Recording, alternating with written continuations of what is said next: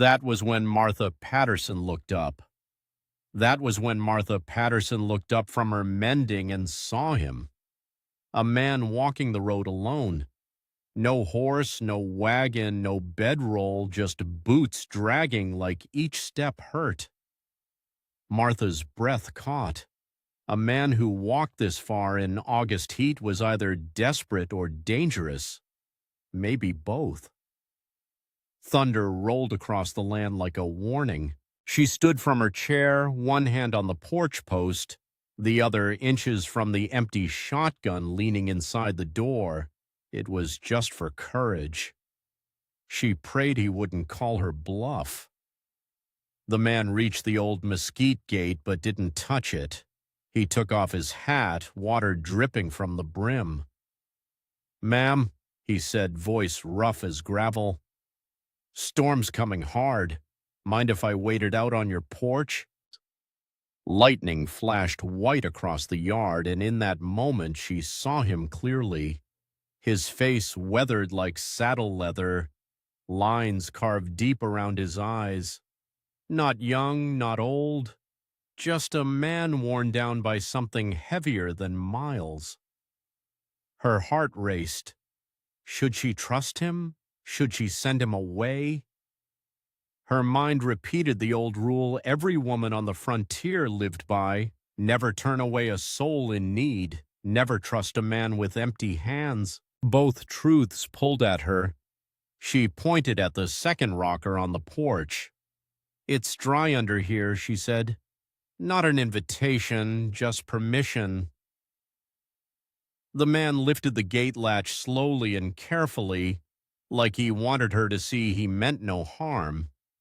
He even tightened the rawhide loop behind him, respecting the fence, the boundary, her home. Something inside her chest eased a little. He crossed the yard like he was afraid to break something. He took the chair, sat gently, and let out a long breath, like he'd been carrying the whole world on his back. Then the storm hit. The rain slammed the tin roof so loud it rattled Martha's bones. Wind tore across the yard. Lightning flickered like the sky was ripping apart. The stranger just sat with his eyes closed, listening, hands resting calmly on his scarred knuckles. He wasn't fidgeting, wasn't searching for things to steal, wasn't even watching her, just sitting still and quiet. For the first time in a long while, Martha didn't feel afraid. She felt something else, the strange safety of another person's presence. But then she saw the dark stain on his shirt sleeve, blood. Her needle froze mid-air. The man was hurt. Before she could ask, the rain softened into steady drips. The storm moved off toward the far hills. Martha kept working her mending, eyes flicking to the man's torn vest, and that stain no amount of dirt could explain. By dawn, the porch was empty. Her heart jumped. Had he stolen anything? Had he wandered off injured? Had she imagined the whole thing? Metal clanged outside, and she ran to the window, lifted the curtain, and froze. The stranger was shirtless, sweating in the morning cool. Her entire gate lay flat in the dirt. Samuel's old hammer and saw, tools she hadn't touched since her husband died, were spread neatly on the ground. He wasn't stealing, he wasn't snooping, he was fixing it. Her gate, the one she had wrestled with for 3 years, the one she'd never had the strength or courage to repair. She stepped onto the porch, a shotgun in hand, though it held no shells. "You got no right using those tools," she said. He didn't even look up. "Gate was poorly," he answered. "Figured to fix it." "I didn't ask you to fix anything." "No, ma'am." He tested the leather strap between his fists, then started cutting new rawhide. "But debt's a debt. Cornbread doesn't come free." Her cheeks warmed. He remembered the food she'd given him. He was paying her back in the one way he knew how. She lowered the shotgun. "Are you hungry?" she asked. "I could eat." She went inside before he saw her smile, the first small one she'd felt in months. Inside the cabin, something else stopped her cold. The stove fire was already lit. The water bucket was full. Every small thing that made life easier he'd already done. Who was this man? Quiet, polite, handsome in a worn, tired way. A drifter, a ranch hand. Someone running from something, someone searching for something. That question stayed in her mind as she carried a tin cup of weak coffee to the yard. "You got a name?" she asked. He hesitated. "Silas," she nodded. "I'm Martha Patterson." He tipped his head. "Pleased to make your acquaintance, Mrs. Patterson." He finished the gate, wiped her tools clean with a rag, set them on the porch like sacred things. Then he said the words that changed everything. "Term's passed. I'll be moving on now." Her heart stumbled and she looked at the gate hanging straight and true, at the fire he had started, at the water he had hauled, at the tasks she had carried alone for years. She didn't want him to go. "Wait," she said. Silas paused. "The creek's up," she lied softly. "Crossing ain't safe today." He knew she was lying. She knew he knew. Still, he stayed, and when she offered him meals in exchange for fence work, work she hadn't been able to do alone, he accepted with a calm nod. "Fair trade," he said, "but not charity, not pity, a partnership." Martha felt her heart shift. Small but real. Who was Silas? Why had he come to her gate in a storm? Why did he feel like someone she could trust, even when she didn't know him at all? She didn't know yet, but she would. And when she found out, nothing in her world would ever be the same. Martha woke the next morning expecting to find Silas gone. But instead she heard the steady rhythm of a hammer behind the cabin. When she stepped outside, Silas was already walking the fence line, testing the wire with practiced hands. His shirt was damp with sweat, though the sun had barely risen. He worked like a man who had something to prove, and she watched like a woman who didn't want to get used to someone being there. By noon, a pattern had formed between them. Silas fixed the broken things. Martha tended the garden. Neither spoke much, but somehow the silence felt full instead of empty. He hauled water before she woke, and she made coffee while he sharpened tools. He ate at her table without asking for more. She never had to tell him what needed doing. He simply saw it. On the fourth morning, she looked out the window and saw him already at the far fence, kneeling in the grass. It hit her then how quickly she'd grown used to the shape of him moving across her land. Later that same day, he came back to the porch with dust on his boots and something heavy in his expression. That fence won't hold through winter," he said. "Needs more than patchwork." She pushed a loose hair behind her ear. "I don't have money for new wire." He studied her for a long moment. "I can work for meals," he said. "That'll be enough." It wasn't enough, not really, but she nodded because sometimes the only thing harder than asking for help was accepting it. That afternoon he walked to town and returned leading 2 horses, one dappled and gentle-eyed, the other tall and rangy. "The mare's for you," he said, "borrowed from the livery." "I can't pay for that." "Already did. Partners should share what they need." "Partners," she repeated softly. The words sat strange on her tongue, but she didn't say no. That night, the porch felt different, closer, warmer, safer. Silas worked a cedar stick with his knife. Martha stitched a torn seam on her apron. As the sky darkened, she found herself speaking without meaning to. "My daddy built this cabin," she said quietly, "cut every log by hand." Silas paused his whittling, listening. "Cholera took him when I was 16, she continued. Mama had already passed the year before. The baby came wrong and didn't live." Silas didn't interrupt, didn't offer empty comfort, just listened like her words mattered. She breathed in and out, steadying herself.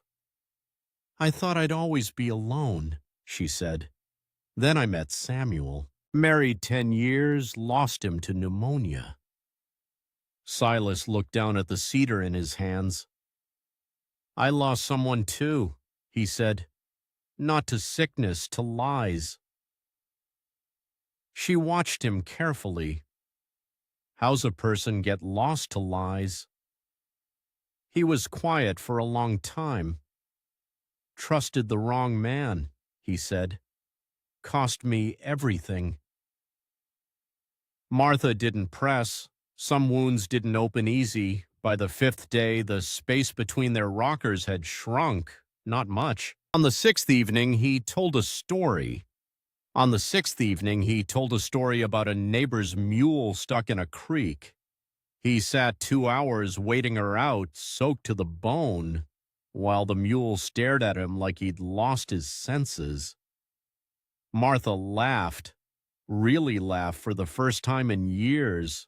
It startled her. It startled him, too.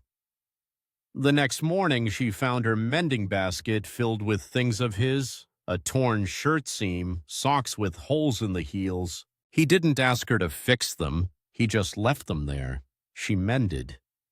He split enough kindling for 3 days. Neither spoke about it. They were becoming something like a team, though neither dared name it. But peace on the frontier never lasted long. On the 8th day, as the sun was setting golden across the land, a buggy rolled fast toward the gate, black lacquer, fringe top bouncing and moving too quickly for a friendly visit.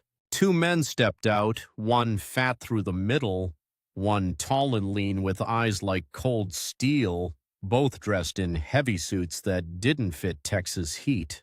Trouble, real trouble. Silas stood when they approached, placing himself between Martha and the gate, hammer still in his hand.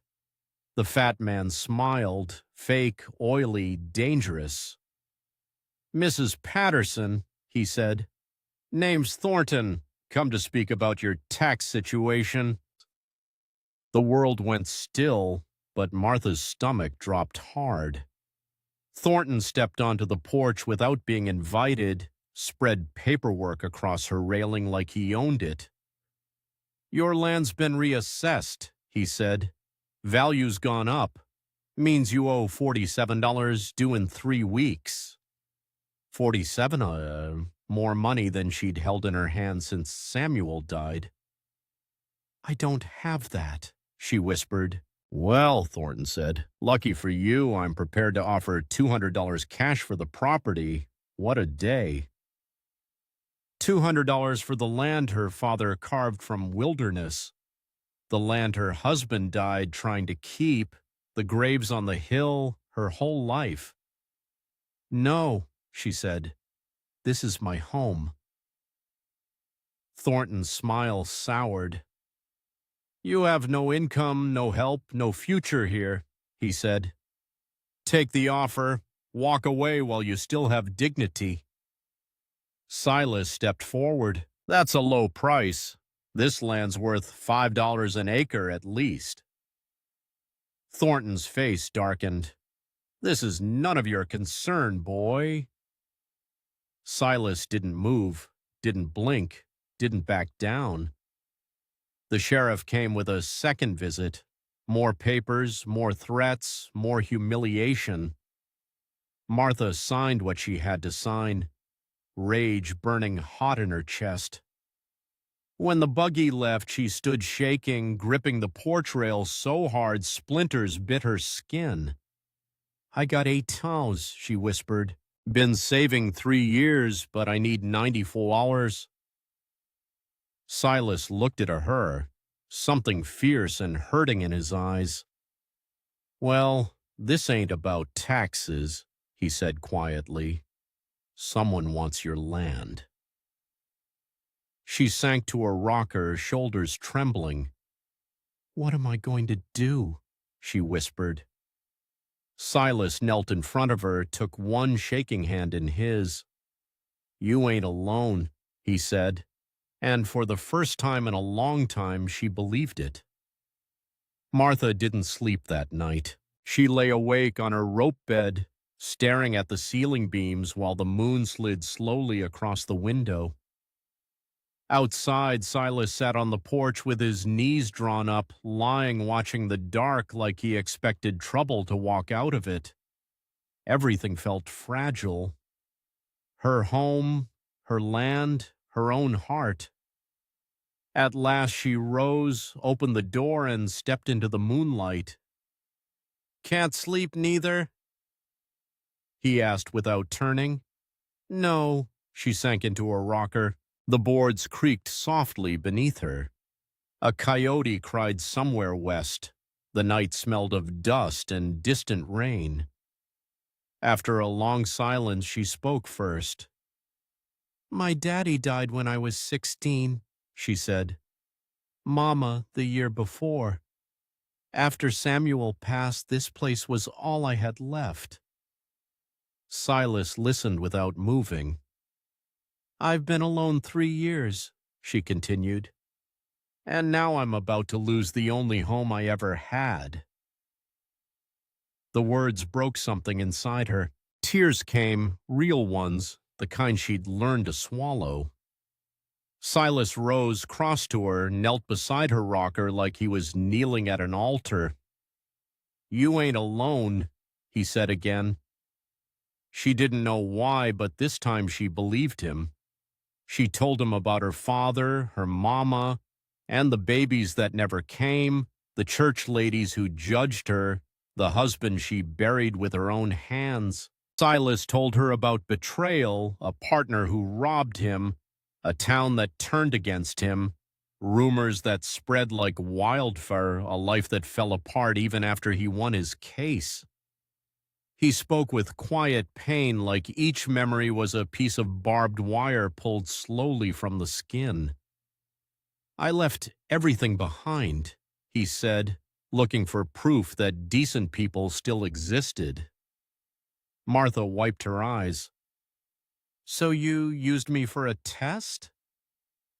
"Yes," he said, honest, direct. "And it was wrong." Her jaw tightened. "You could have stopped my suffering any time," she said. "One word, but you didn't." "I know," he whispered, "and I'm sorry." But somehow his honesty softened the blow.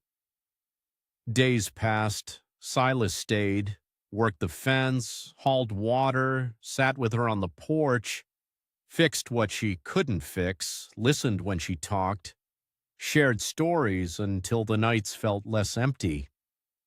Then the second buggy arrived, Saturday morning, sheriff included. Martha stood barefoot in her garden, hands dirty, skirt tucked into her waistband. It was the worst possible moment to be seen, mud up to her knees, sweat clinging to her back, hair falling out of its braid. And that's exactly how Thornton saw her, a poor woman in the dirt. "Sign the notice," the sheriff said. "Acknowledge the debt." Her pride stung hard, but she signed. Not because she wanted to, because refusing would have dragged her to the courthouse like a criminal. When they left, Martha walked inside and scrubbed her hands raw. Mud came off. Shame did not. Silas knocked softly. "You ain't helpless," he said, trying to catch her gaze. "You saw me out there," she said bitterly, "on my knees in the dirt like a stray dog. Thornton saw exactly what I am." "No," Silas said. "I saw a woman keeping her land alive with nothing but grit." But she couldn't hear it. Not yet. She told him she'd sell her mama's wedding ring, the last piece of her mother she had. "That ain't happening," Silas said, voice sharp for the first time. "It has to," Martha said. "I need every dollar, but you'll still be short." "I know," she whispered, "but at least I'll have tried." Silas turned away, hands shaking. "I can fix this," he said, "if you'll let me." "As charity?" she asked. "No, as partners, 50-50. She stared at him a long time. "Partners," she repeated. "Yes, equal, always equal." She nodded once. "All right." On Monday, he rode to town. 3 days later, on the morning of the tax auction, Martha stood at the courthouse steps alone. Her black mourning dress clung to her in the heat. She felt eyes on her from every direction. Men whispered. Speculators smiled. Thornton watched like a wolf waiting for a lamb to fall. "Opening bid. Stop!" The crowd turned. Silas, but not the Silas she knew. He walked through the crowd wearing a tailored suit, boots polished, watch chain gleaming. His hair was trimmed neat.